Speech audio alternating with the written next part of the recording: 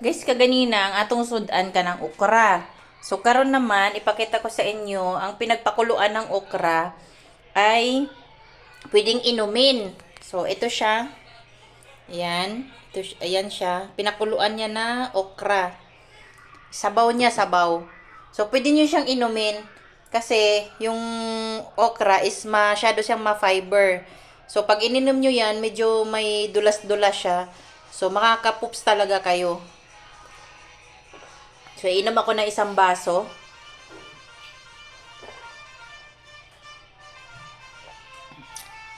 Ito yung ginawa kong tubig.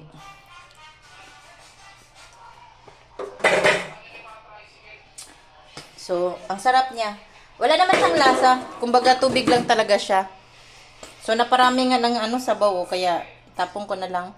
Hindi naman na masarap yan pagka malamig na siya. Kasi madulas-dulas yan eh.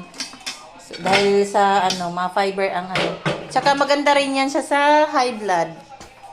Pampano din siya ng high blood.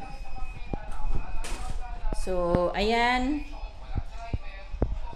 Maganda sa katawan. Kailangan din natin ng mga natural na mga gulay. So, ayan lang guys. See you.